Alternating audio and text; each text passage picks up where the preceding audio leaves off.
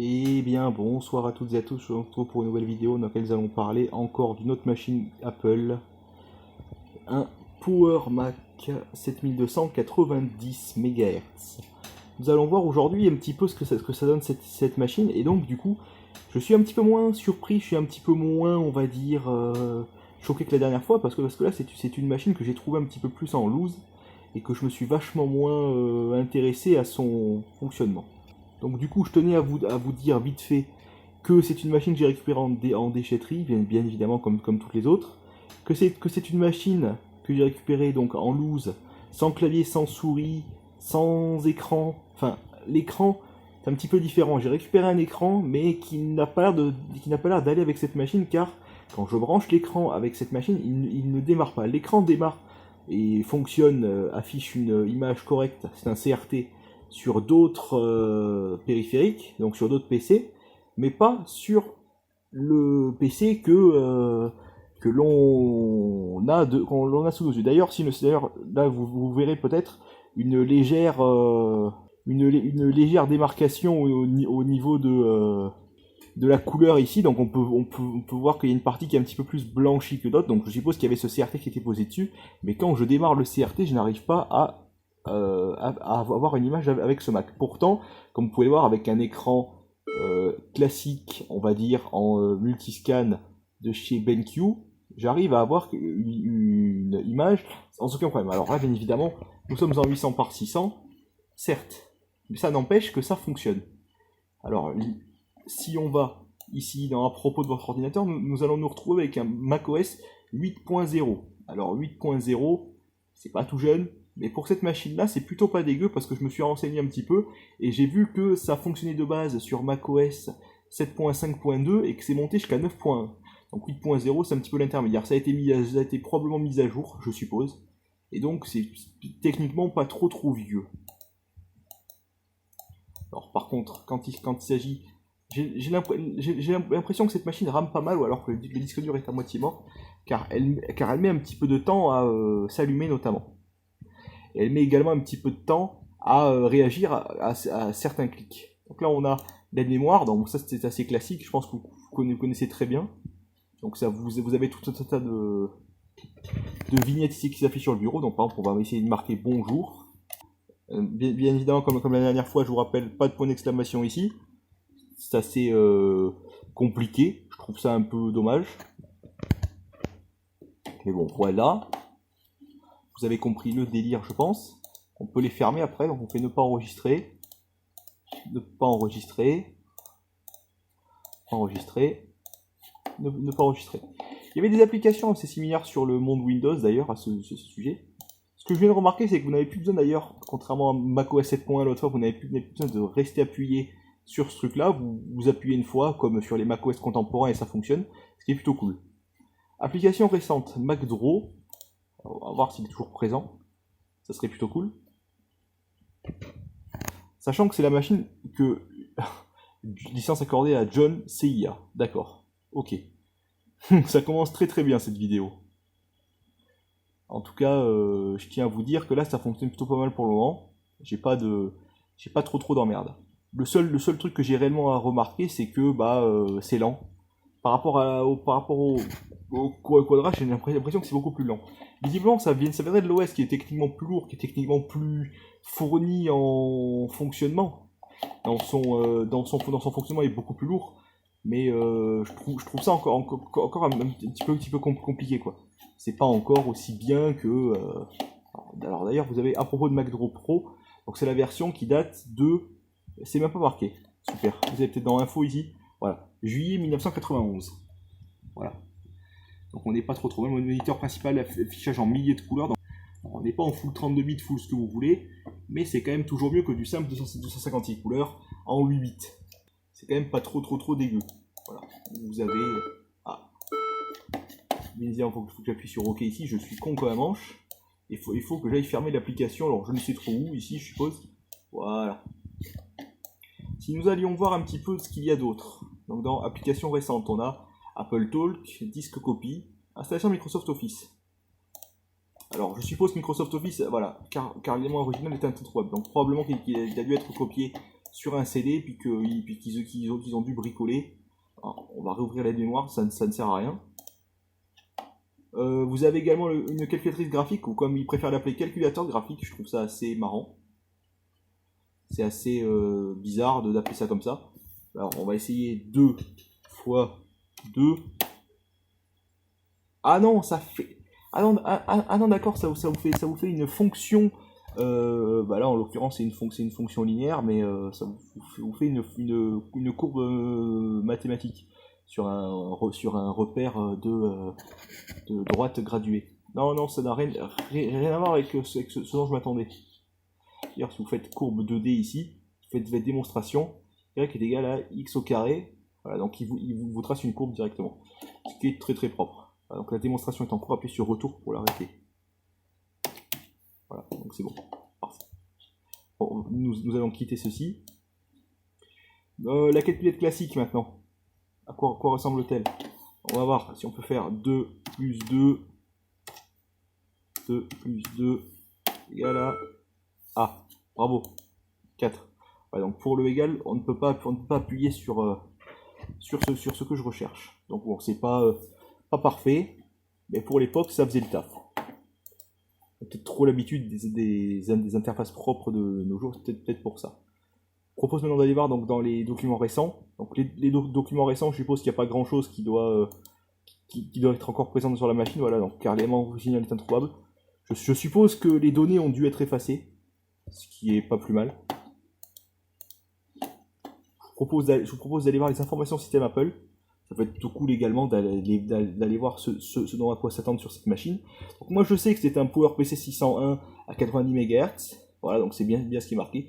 Finder 8.0.1, OpenDock 1.2.1, 48 Mb de RAM, et disque de démarrage, disque dur SCSI, qui est fonctionnel, comme vous pouvez le voir. L'ordinateur fonctionne. D'ailleurs, j'ai fait hier un scan avec Norton Disk Doctor, comme je vous ai fait sur le Quadra, donc je vais peut-être pas vous remontrer ça. Vous pourrez voir la vidéo du Quadra si ça vous intéresse.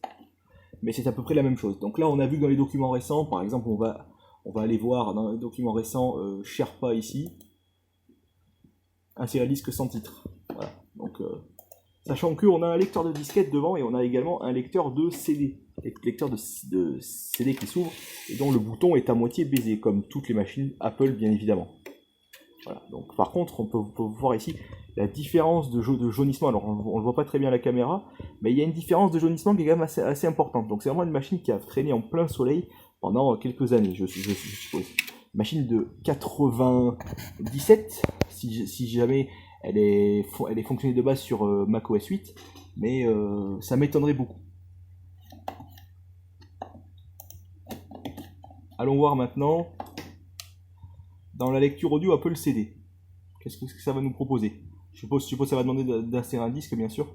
Ah non, c'est carrément petite interface pour lire les CD. Donc admettons, j'aurais mis un CD dans la machine, j'aurais pu faire mes musiques. Bon, soit. Modèle OpenDock. Ouvrez-moi OpenDock. On va essayer d'ouvrir ceci avec Simple Text. Ça peut être assez cool. Donc à propos d'OpenDock, l'installation d'OpenDock requiert les éléments suivants, blablabla. Je suppose que ça a dû être installé, bien évidemment. Donc OpenDock est une technologie multiplateforme. Des documents créés avec OpenDock peuvent fonctionner sur différentes plateformes, dont macOS, Windows, Unix et OS2. Donc logiciel système, le dossier éditeur, dossier modèle, dans lequel on est, autres informations disponibles. Donc il y a vraiment pas mal de petites choses dans cette machine, c'est vraiment cool. Allons voir également dans les scripts pratiques ici, à propos des scripts pratiques. Voilà, donc pareil, les scripts pratiques sont des scripts écrits avec le langage AppleScript qui accomplit certaines tâches à votre place. Ces scripts pratiques est situé dans le dossier AppleScript à l'intérieur du dossier complément Apple de votre disque dur. Donc ça c'est vraiment cool. Allons voir également les puzzles ici, à quoi ça ressemble. Pour être plutôt cool de voir. Donc création des pièces du puzzle, d'accord. Alors si on clique ici, ah d'accord. Ok. Fichier, options, nouveau puzzle peut-être. Taille des pièces, on va mettre grande. Ah, on entend même le son, c'est assez fantastique. Alors celui-là il va là. Celui-ci, je suppose qu'il va là. Voilà. Alors attention. Celui-là, il va là. Celui-là, il va là. Et magnifique, celui-là, il va là. Il nous applaudit, c'est fantastique. On a terminé. Donc là, par contre, les pièces sont vraiment minuscules. On peut changer la couleur de fond apparemment, donc on va essayer de mettre du rose, voilà, d'accord, c'est assez moche, mais on peut le faire. Halifax, Holycom, Halifax. Quoi cela correspond tout ceci? Donc je suppose qu'il y avait un fax ou tout simplement un modem Holitech qui est présent sur la machine, qui a rien un port Ethernet derrière. C'est ce qui était quand même assez impressionnant. Il y a un réel port Ethernet, mais je pense qu'il n'a jamais dû être utilisé. Donc là, vous avez accès au Minitel visiblement. Et puis l'ordinateur n'est pas à l'heure d'ailleurs. La pile doit être morte. Alors elle n'a probablement pas dû couler. Je n'ai pas vérifié. Mais en tout cas, je suppose que si elle avait coulé, la machine démarrait beaucoup moins bien.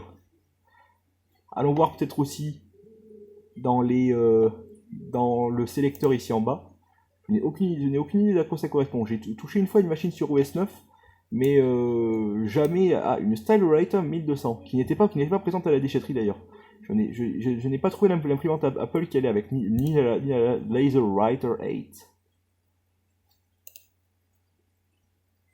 Donc là, il n'arrive à se connecter à aucune imprimante, bien évidemment, c'est tout à fait logique.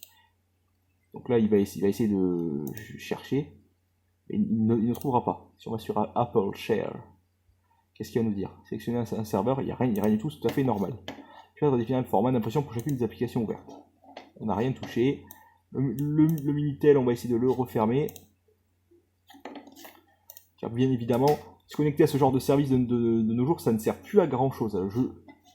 J'ai déjà vu plusieurs implémentations modernes du Minitel, mais c'est toujours en software sur des navigateurs récents et c'est vraiment assez sommaire. L'autre fois j'ai vu quelque chose avec quelqu'un, c'était plutôt cool, mais là on a réellement pas de nouvelles, on va dire entre guillemets. Il n'y a pas d'implémentation du Minitel moderne pour accéder sur les anciennes machines en tout cas, ou alors pas à ce que je sache.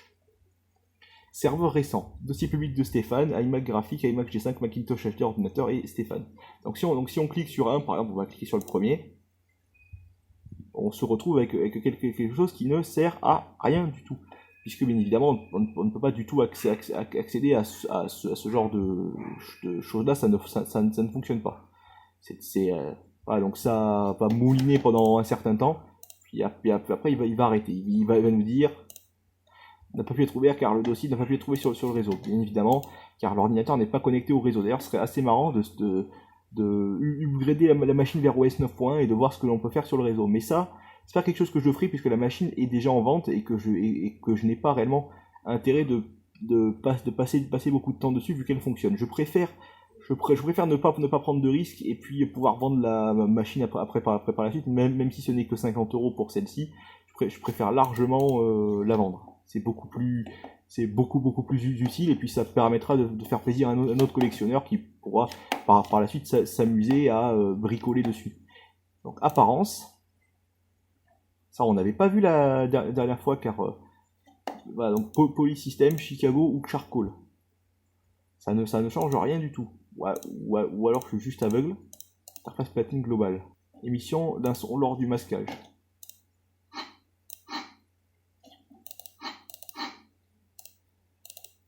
Ok. Couleur. J'aime bien Aquamarine aussi. Je trouve ça assez joli. Émeraude, lilas, or, lierre. C'est assez joli tout ça en vérité. C'est pas du tout... Or, ça fait un petit peu bling bling, mais lime, j'aime bien. Magenta, ça va muscade, d'accord. Olive, prune, rose, saphir, argent, sarcelle, turquoise. Couleur de contraste. Voilà, vous avez plusieurs trucs ici qui sont proposés, c'est plutôt cool. Donc du coup, si on va dans les tableaux de bord et puis que l'on va voir dans Apple Talk, ça met un petit peu de temps, bien sûr. connexion Ethernet pour imprimante par modem ou remote seul. Donc vous pouvez vous amuser à vous faire votre petit serveur ou votre petit groupe de travail avec des vieilles machines Apple si vous en avez plusieurs. Et donc du coup faire quelque chose d'assez sympa. Dans le tableau de bord ici vous avez également donc la date et l'heure, bien évidemment. Alors à quelle date et quelle heure s'est-il mis celui-ci? 1956. On va peut-être essayer de se mettre. Alors il me semble que 2020 c'est un petit peu trop pour ces machines-là et que donc du coup on est obligé de se mettre en 2019, mais ça sera toujours moins pourri que voilà, donc on va se mettre en 2019 et on va se mettre en octobre, ça sera beaucoup mieux. Il me semble que l'on est le 28 ou le 29, je ne sais plus exactement. Le 29 je pense que ça ira très bien. Par la suite, nous avons également dans les tableaux de bord tout en bas ici. Donc attention, la souris n'est pas ce qui se fait de plus précis, donc du coup c'est assez compliqué de naviguer dans les menus, surtout avec une table rugueuse comme celle-ci, bien évidemment. Nous avons également donc les économies d'énergie, ce qui n'était pas présent sur l'autre machine, qui était peut-être sur un OS pas assez avancé. Je pense qu'on pourrait peut-être s'amuser à mettre un petit peu plus, mais grosso modo, au bout de 30 minutes, si on a droit à une suspension d'activité, ou puis démarrage des extinctions, démarrer l'ordinateur automatiquement et l'éteindre automatiquement, ce qui peut être plutôt cool quand vous êtes dans un bureau, comme ça allume l'ordinateur tous les matins, et ça l'éteint tous les soirs tout seul. C'est une fonction assez cool à l'époque, comme ça les gens n'ont pas à s'embêter avec ce genre de choses, et ça se fait tout seul. Alors les fonds d'écran, y a-t-il des fonds d'écran? Oserais-je supposer que oui. On va mettre tout à gauche. Alors là j'ai l'impression que c'est beaucoup de couleurs. Donc logo macOS. On va appliquer, ça ressemble à ça. C'est pas moche. Après c'est vraiment quasiment que des textures. Je vous les montre tous.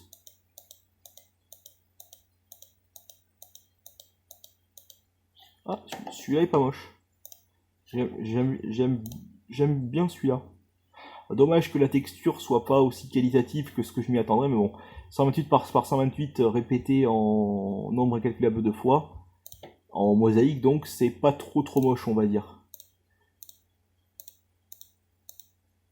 Les galets, c'est pas moche non plus.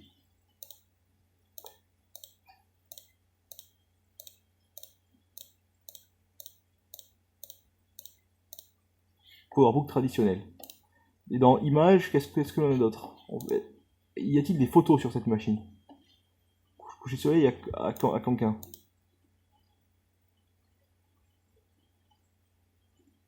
Ça met un petit peu de temps. Donc, si on fait appliquer, on va avoir peut-être un jeu. Ouais, voilà. Ah, ça déconne un peu. Voilà, ça fonctionne. L'ordinateur n'est clairement pas très véloce, même s'il est considéré comme mettant un milieu de gamme pour l'époque. Donc je suppose que l'OS est vraiment un petit peu trop lourd pour lui. Peut-être que macOS 9.1 serait peut-être encore pire. Je ne sais pas trop. Mais bon. Bon, celui-ci on l'a vu. Je propose d'aller voir maintenant. Moniteur et son, ça va être assez marrant. Vous allez voir que vous n'avez pas d'option. Vous ne pouvez pas régler la résolution du tout. C'est-à-dire que vous êtes limité à du 800 par 600 et c'est à peu près tout. Vous ne pouvez pas passer au-dessus et passer en dessous. Et je pense que c'est pour ça que l'ordinateur ne reconnaît pas, enfin le CRT multiscan que j'ai là-haut ne reconnaît pas le Mac, tout simplement parce qu'on est à 67 Hz. Et que 67 Hz, c'est pas vraiment standard. On est soit sur du 60, soit sur du 75 généralement. Mais 67, il me semble que c'est pas standard, que c'est réservé à du Apple, peut-être. Et encore, je ne suis même pas sûr. On peut aller faire joujou avec les sons, bien sûr. La personne qui fait ça tous les soirs sur Discord se reconnaîtra, n'est-ce pas? On peut pas régler le niveau de la sortie audio. Voilà. Donc là, on est en mode silence. Balance de la sortie audio, entrée audio, microphone, fréquence d'échantillonnage, on est à fond. Volume du haut-parleur interne, je voudrais bien le baisser un petit peu. Voilà. Ça suffit amplement. Voilà, parfait. Alerte, si on va voir ici. Voilà, et il n'y en a que 6. Voilà, donc on est vraiment limité. Alors j'aime bien Moi j'aime bien la goutte d'eau généralement. Voilà. Bon, ça, vous avez compris. Et vous avez également donc dans les réglages un petit peu plus compliqués, on va dire entre guillemets en bas, vous avez donc les réglages de OpenDock, les réglages de QuickTime et les réglages du Remote Access notamment. Et puis ces réglages-là, en fait, donc si vous allez ici dans réglage QuickTime notamment, vous pouvez faire la lecture automatique des CD audio et les lectures automatiques des CD classiques. Donc si jamais les CD sont encodés avec QuickTime, il y a une certaine fonctionnalité à l'époque qui existait. Alors je ne sais pas si c'est réellement toujours d'actualité. Ah, ça a frisé visiblement. On ne sait pas trop. Ensuite vous avez les réglages de l'OpenDock. Enfin, on décide justement d'appeler ça OpenDock et non pas Open Document. Mais je suppose que c'est l'Open Document. Comme on l'utilise de nos jours, c'est juste qu'ils ne se sont pas amusés à être très clair avec ça. J'ai bien Microsoft Office.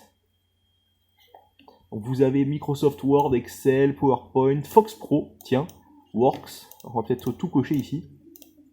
Schedule Plus, Project, Mail. Installer, désinstaller Office, les conseillers Office, Aide Office. Donc c'est ce petit truc en haut ici que vous avez.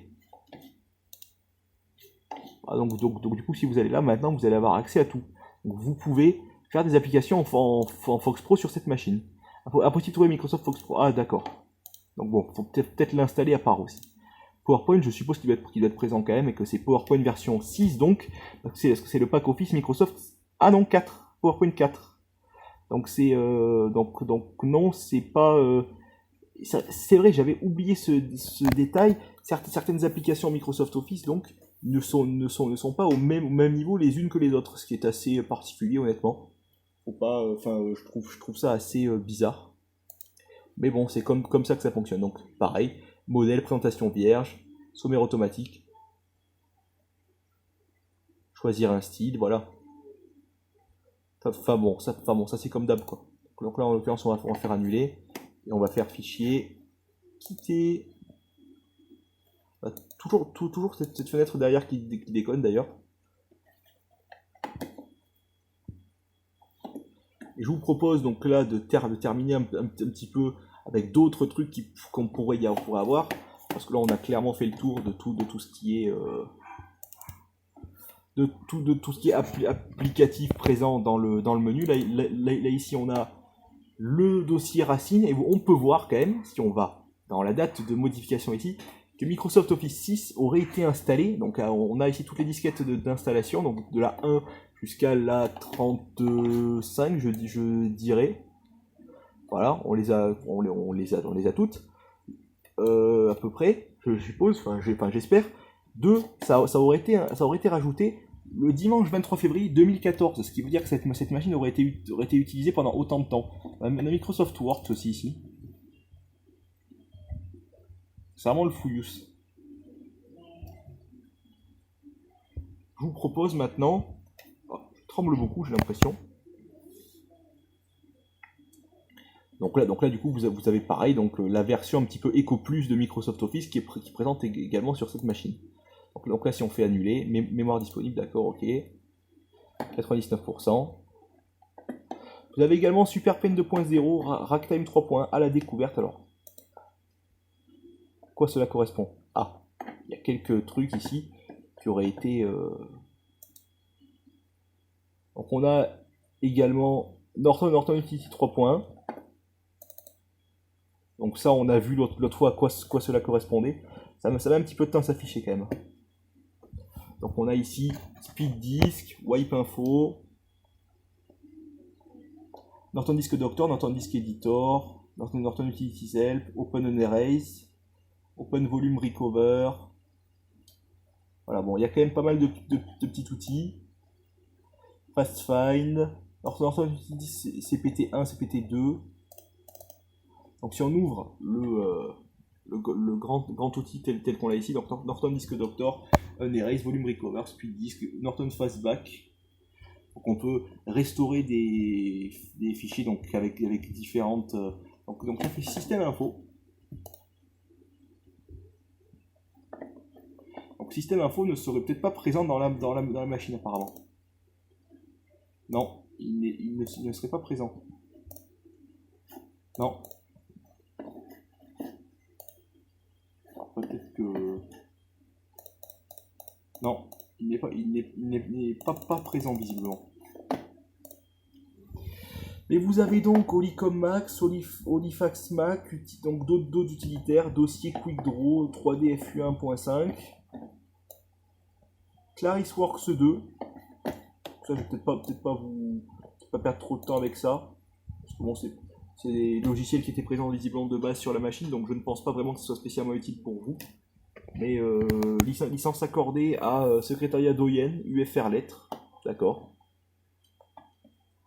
Ça donne beaucoup de noms, tout ça, mais c'est pas vraiment bon. D'accord, ok. Nouveau document. Bon, encore une fois, c'était encore le logiciel de l'époque pour faire bien évidemment tout un tas pour bosser tout simplement, c'est pas pour faire de l'infographie, n'est-ce pas? Apple Extra. macOS Runtime for Java et HyperCard Player. D'accord. After Dark 3.0. After Dark CPT1, CPT2. Est-ce que cela veut bien s'ouvrir avec quelque chose? Je suppose que oui. Ça a l'air, en tout cas. Compact Pro is a file compression utility which is distributed as shareware. You are permitted to use it on a trial basis for up to 30 days. If you wish to continue using the product beyond that period, we are expected to pay a registration fee of 25. Please support the shareware concept and register the copy. Not yet. This file is part of a multi-segment archive. D'accord, ok. Bon, en gros, ce serait un logiciel qui se rend plusieurs morceaux. Donc là, on a la partie 1, la partie 2. D'accord, je ne sais pas trop à quoi m'attendre. Donc là, on a le dossier système. Donc je vous recommande bien évidemment, si vous avez une machine de l'époque, de pas trop toucher au dossier système, seulement si vous savez ce que vous faites, bien sûr. Les extensions système sont inactives d'ailleurs. Je ne sais pas trop pourquoi. Ça aurait été bricolé en 2005. Il y a l'air d'en avoir peut-être beaucoup. Je ne sais pas trop. Ça veut bien s'afficher. Ça va mettre un petit peu de temps. Claris, Finder, bon, toujours pareil, donc il y a tous les différents éléments du donc si vous voulez bricoler la gueule un petit peu de votre macOS, vous pourrez très bien le faire vis-à-vis de là. Donc vous avez après fichier, ouvrez-moi, imprimante, troubleshoot, page web. Et donc là, après, il reste quelques petits documents, donc quelques rares documents qu'il y a dans la machine. Vous avez ici club, fiche de sortie, compte rendu d'AG, factures divers. Donc visiblement, ça appartenait à une association, cette machine. Ou en tout cas, c'est ce qu'ils en ont fait. Donc changement de bureau, compte rendu d'AG, factures divers, bulletin d'adhésion. C'est probablement ce qu'il y a de plus, on va dire, entre guillemets, léger. Donc on a bulletin d'adhésion 93, 94, 95. Donc ils ont changé chaque année. Peut-être pas spécialement ouvrir les documents non plus, parce que c'est pas vraiment utile. Convocation AG. On peut voir ici un petit peu les différents documents. Question AG 92, 93, 94. Divers quarantenaires. Donc, si on va dans divers ici aussi, on doit avoir, je pense, tout un tas de documents. Commande matos, peut-être intéressant d'aller voir le matériel qu'ils ont commandé à l'époque. Toujours pareil, licence accordée à Zeus Olympe. Donc là, c'est encore pas du tout les mêmes licences accordées aux dieux des dieux, n'est-ce pas? Donc carbure, split, acier symétrique vis, 2 éclairages pour casque, 2 calbondes, beaucoup de vis, casque trekking. Bon, il y a visiblement beaucoup de choses là-dedans qui auraient été commandées. Maïf, bon. Récup CPL, Maïté, ISARP. Bon, il y a beaucoup de documents qui ont visiblement été créés sur une machine qui ne supportait pas les noms de fichiers plus longs que donc la fameuse règle des 8.3. bien évidemment. Arnaud, archives, catalogue global, lettres, mes documents, administration. Bon, il y avait beaucoup de choses là-dedans visiblement. Stage professionnel, compte rendu initiateur 96, Récup Nathalie, 1956. Carte Chine, sauvegarde licence. Méthode de laboratoire, université, sauvegarde université, licence labo. AKF 97 texte, Vanara. Bon, ça fait beaucoup de choses tout ceci. Je ne veux pas spécialement aller trop loin dans la recherche parce que bon, on n'a pas vraiment de grand intérêt. En tout cas, on a toujours ce truc ici qui déconne. Bon, est-ce qu'on peut en faire quelque chose? Non, faut croire que non. Sur ce, nous allons donc aller dans ce temps spécial. Suspendre l'activité, nous allons voir si cela fonctionne. Ça a l'air. Et donc là, je viens de rebouger la souris à l'instant, le disque semble se rallumer. Voilà, parfait. Mode nom prédéfini. Ça, c'est l'écran qui marque volontairement ceci. Sur ce, maintenant, nous allons donc pouvoir éteindre définitivement la machine et appuyer sur éteindre. Attention.